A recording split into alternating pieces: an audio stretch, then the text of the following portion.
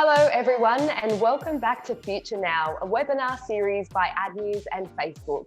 My name is Asya Ben-Mejdoob, I'm the publisher of Ad News and your host for the series. This week's vertical is tech, with a focus on subscription models and the opportunities they provide brands and marketers. We're about to meet our panel, starting with Tiffany. Hey there, everybody. Thank you for having me today. I'm Tiffany Tai, and I'm the Global GM of Enterprise at Canva. I love rolling up my sleeves in high-growth startup environments, and I've also built businesses to scale at Envision and Dropbox. Fantastic. And over to you, Jason. Hi, everyone. I'm Jason Juma-Ross from Facebook. I'm the Director of Technology, Media, Telecommunications Industry Strategy here. I spend a lot of my time working with subscription companies of all flavors from around the region, and I'm just very excited about doing that. Awesome stuff. And we'll finish with you, Sarah. Hi, everyone. Sara Kimel. I am a media and marketing strategist on Facebook's entertainment team in the US, and I'm partnering with the largest subscription-based streaming services here. Fantastic. Jason, what has changed for businesses offering subscription services in 2020? Great question. Subscription services were always growing fast and they were hot properties before the pandemic, but really from March onwards this year, a lot of consumers have obviously been looking to acquire more and more services in their homes. About 48% of Australians say they've been using a video streaming service more often since the pandemic, as you'd expect. And as a consequence of this, many of these businesses have seen a lot of accelerated growth. So look at entertainment services here like Stan, KO, Binge have all published really impressive numbers recently. But it's not just streaming entertainment. We've seen fitness apps like Sweat from Kayla have been expanding their footprint. We've seen services like Canva have been growing all over the world. So there's really a lot of movement in the space over 2020 so far. Sarah, what's your take on that? We have definitely seen in the US that streaming subscription services is really where there has been an uptick in economic growth during COVID-19. According to a recent Vivendi study, kind of echoing what Jason said, over half of US consumers report that they have increased streaming consumption since the start of the pandemic. And it makes sense, right? I mean, consumers are sheltering in place, they are staying at home more, and they are looking at ways to fill their added free time and connect with loved ones and family members, and they're oftentimes turning to streaming services to help with that. I like to think about imagining a world where we didn't have streaming entertainment during the pandemic. It's hard to even think about it, right? Streaming entertainment for me personally helps me stay connected to really important news updates, and on the flip side, escape into new ideas, storylines, and worlds. And from a business perspective, worlds are colliding, lines are blurring, and traditional entertainment companies are capitalizing on this shift in consumer consumption. Let's take Disney, for example. They, for their movie Mulan, decided to shift that from a global theatrical release and instead make that a PVOD effort. But the playbook has not been written. We've also seen with Disney that for their upcoming film Soul, that one was also supposed to be a global theatrical release, but they're taking a slightly different approach, and they're going to be offering Soul to all of their subscription streaming customers as part of the Disney Plus kind of service. And on the flip side, we've seen that additionally, some studios are simply postponing the launch of their theatrical release.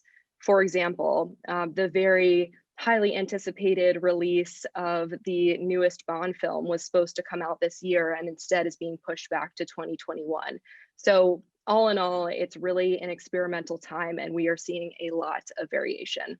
That's exciting stuff. Tiffany, how do all these market conditions impact you over at Canva? Yeah, for us at Canva, we have seen a huge increase in collaboration demand alongside a complete spike in usage. We've doubled our monthly active users from 20 million to 40 million over the course of 2020, and a threefold increase in the number of people who are collaborating on designs since June. And we've seen companies of all sizes from every industry join to a truly global mix of users. Our top markets include fast-growing countries such as Brazil and India. And given all of those jumps, we've pulled forward the next phase of Canva and are launching teams for our platform, which will empower anybody to design anything together. And those features are available to all, no matter what subscription you have with Canva, free, pro, or enterprise. And our approach is all about really supporting everybody that we are seeing now on our platform and giving the user the opportunity to choose what product works best for them. Tiffany, tell us a bit about the journey towards launching a new subscription product. For us, I think we've always wanted to power up Canva and bring more multiplayer modes to life. And with the global shift and increase in demand, it makes tons of sense for us to roll it out now. And so as mentioned earlier, we've had crazy growth on our platform from all sorts of users and an increase in use cases that require multiple people working together, figuring out how to keep everybody on the same page across every time zone. Our enterprise customers, for example, are just scrambling right now to keep all of their assets and comms on brand globally while trying to reduce digital fatigue at the same time. And that fatigue and calendar Tetris is very, very real. So we're trying to make that easier by including in this launch features such as talking presentations, which is an alternative to live or fully pre-recorded formats. So we can allow presenters to integrate short videos as playable elements within slides. And these can then be played back anytime, anywhere. We really think about value at all subscription tiers. And so that freemium approach has been really our bread and butter since day one at Canva. And so this launch has been no different for us. But we constantly want to stick to those core principles of keeping it simple, giving users the freedom of choice, and then employing a very user-centric first type of approach. And so we're constantly looking to offer as valuable capabilities as possible from the get-go for all accounts, all templates, constantly. That's some valuable advice there about launching a subscription model. Jason, do you have anything to add to that in terms of brands considering that approach? Yeah, I love the point about continuous value delivery. And just to build on that, well, step back a little bit. I guess the baseline for this is programmatic. So brands that are coming into this space that are new need to understand that marketing today is a scale technology play that leverages machine learning. Doesn't mean there isn't room for art and creativity, but it does mean that the tools are in place to be able to scale these things really effectively. And this applies whether you're a startup or the world's biggest company. And then I think a useful heuristic for me is to think about layers of competence and three things that you need to build on. First one's acquisition, obviously. And any brand that you've ever heard of can do scale acquisition pretty well, ipso facto. But the second one is a little more complex, and it's high value customer acquisition. So sure, most brands can acquire customers on a normal distribution of value, but are you able to acquire the highest value customers? And then third, which is the sort of highest tier for me, is high value customer retention, which is something that almost nobody does. Many companies have kind of theoretical hand-wavy concepts around loyalty, but very few have got a concrete mathematical approach to executing on lifetime value. Jason, what are some of the ways that brands can measure lifetime value of customers? Yeah, it's a really good question. And so I think the mindset that brands have got to embrace is moving from the transaction towards more sequential value. So you've got to think about things like not just that one purchase, but what are the next 5, 6, 7, 18, 24 purchases, and to be able to optimize for multiple monthly sales and recurring value rather than just that singular purchase event. And that obviously requires signal coming from those events for you to be able to develop skills and optimization capabilities around. But it also requires a little bit more of an understanding about lifetime value within the business so that you can have your business aligned behind delivery of that. Sarah, what do you think brands need to consider when launching subscription services? I would, definitely echo what Jason had said. And in the US, we are certainly seeing streaming entertainment focus on building a long-term relationship with their consumer and focus on lifecycle marketing efforts. So they are also, finding and acquiring high value consumers, as well as focused on speaking to their current customer base. But where I'd probably add is the work that they're doing within the brand space. They understand that building brand and a niche in the marketplace is critical to drive long-term success. And additionally, we're also seeing within streaming entertainment that there is a deep need to drive service association. If you think about traditional media companies that are perhaps promoting films, and maybe you're thinking back to your favorite movie, you probably don't know which studio made that film, and it ultimately didn't do a disservice to the success of that movie. On the flip side, it's critical that streaming entertainment services educate their consumers about what content that they have, again, in order to drive long-term success. So guys, what can other verticals in the non-tech and entertainment space learn from the subscription model framework? We'll start with you, Sarah. One area is creative excellence. Entertainment brands are arguably the best storytellers in the world. Video content is their product, and they take deep pride in building amazing creative, especially on the Facebook platform. What I really appreciate about entertainment brands is that they don't simply take a catalog approach to their creative production. Instead, they're incredibly thoughtful about the creative that they're building, and they build specific creative for their target audience. And Tiffany, what about you? Yeah, I'll add on to that idea of creativity. That's something for us that's been really incredibly important for the overall community that we try to foster at Canva. It's something that every day, every time I look at our Canva creatives, have been absolutely blown away about what they've been able to come up with, and just hearing our customers too as well in terms of really championing our product and what they're able to do with it with the outside world is also pretty amazing to hear. And hence for us coming back to that very much user-centric approach and trusting our users to guide us in the direction of how we can provide them the most value and ultimately fulfill our mission of empowering everybody to design. Fantastic. And Jason, what are the learnings for you? I think the creativity points are really valid, especially when you are communicating around a product, which is a creative entertainment product. So if your communication and your ads are not interesting and creative, then that's not going to reflect very well on you as an organization. But I also think that you got to think about these businesses not as entertainment businesses, but as subscription businesses, and then ask what you can learn. And what you'll probably find is that there are a lot of things around recurring revenue and lifetime value that these businesses do really well. One area is the signals that they optimize for. You know, most businesses are used to deploying media that optimize for a sale these days, but optimizing for multiple monthly sales and recurring revenue, which includes what we would call post-conversion signals, is an area that a lot of companies could get deeper into. Tiffany, over at Canva, how do you guys work on pricing structure and that lifetime value proposition of a customer? So there's a few different ways of thinking about this. And so I want to step through a couple of them. The first piece is just, what features are actually available on which tiers and who can do what. As I mentioned before, we always want to offer value across even our free as well as our paid tiers. And so real-time collaboration is coming out in this launch for everybody. Nobody should be denied access to working with others in today's day and age. And they can be covered across all mediums to connect. So from social media posts to videos. And then eventually for us, we're offering more premium features on paid tiers and then gradually rolling them out across all tiers, kind of trickle down, offering them that to lower paid subscription tiers and then free tiers too as well.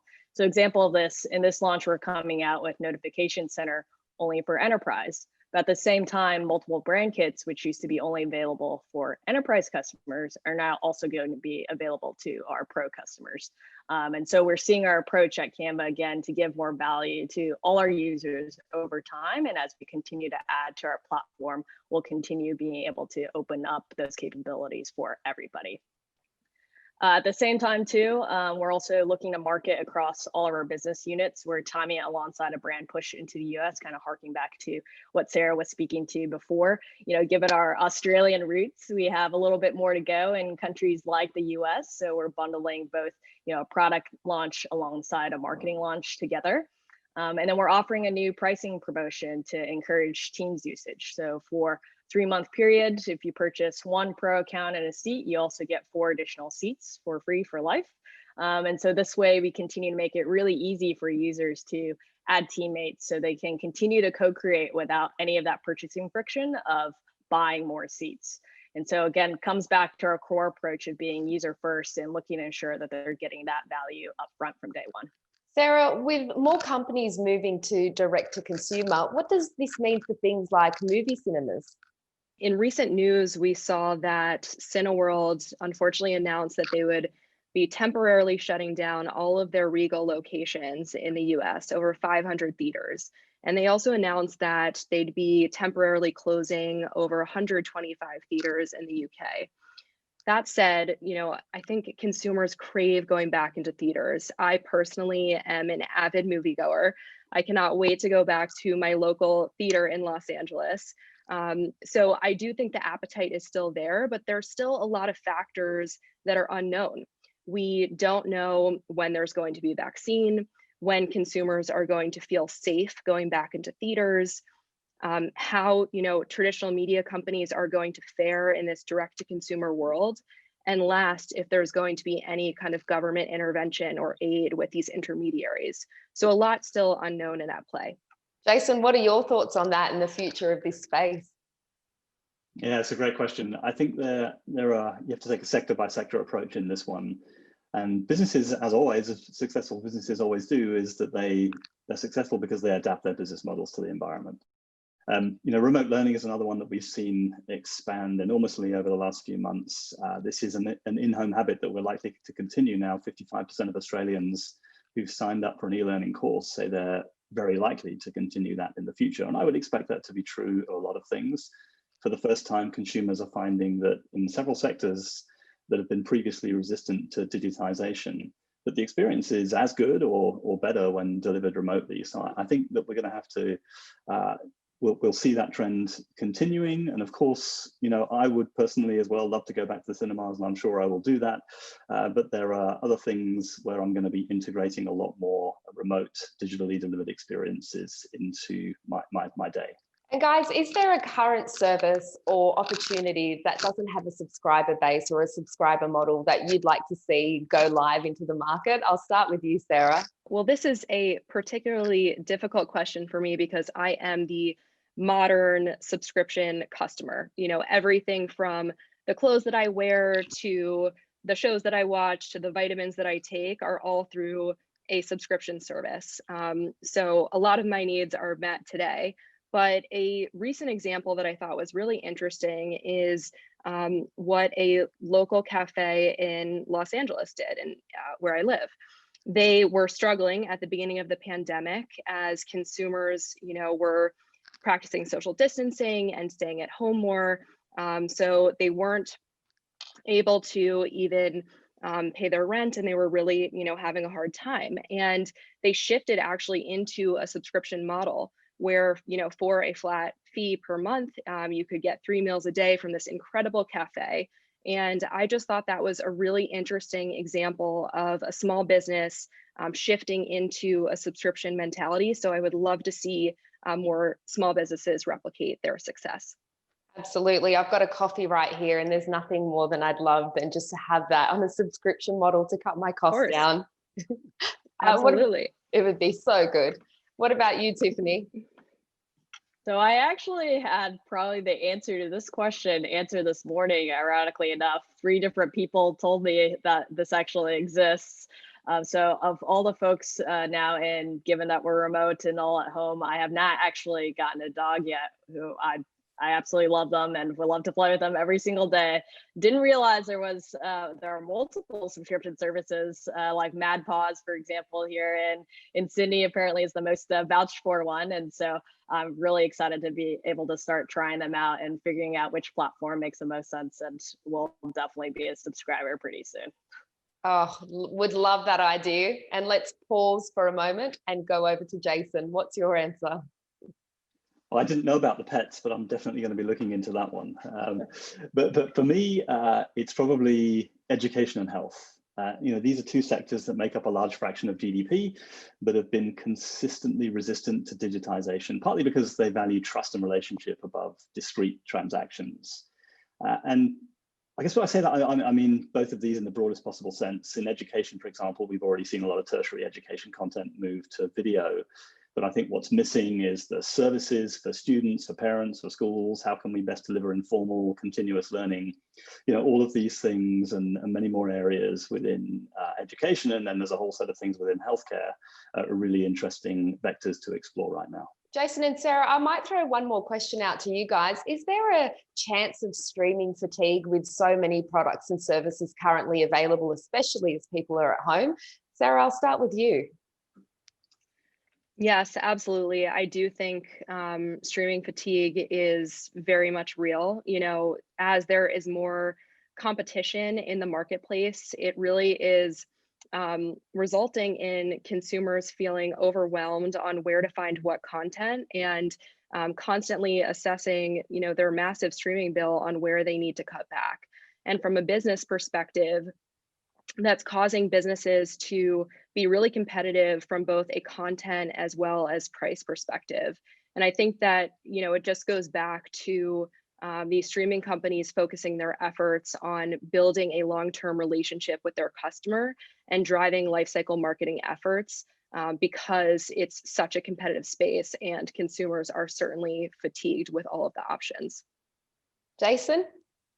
Yeah, I think that's absolutely true. So a couple of interesting dimensions here. One is just the increasing competitive intensity that you see in that space with a lot of new players coming in there. So if you're going to enter that space now, it's not like 10, 15 years ago when there was nobody there. You have some very, very capable and competent competitors in that space. So you need to be a lot smarter. But if you look at the trend over the long term, it may be that people have extended and some of those subscriptions have been pulled forward into Q1, Q2 this year. But the long-term trend is absolutely that these services are going to continue and that people are going to continue to adopt them and use them. I expect to see more and more people using subscription services and it getting more and more competitive at the same time. Well, there you have it. Subscription models and the opportunities across dogs, education, and coffee. Thank you to our amazing panel and our viewers for joining us. A QR code will appear on your screen. If you could take our quick 2-minute survey and let us know your thoughts, we'd absolutely love that. We'll see you for the next episode shortly.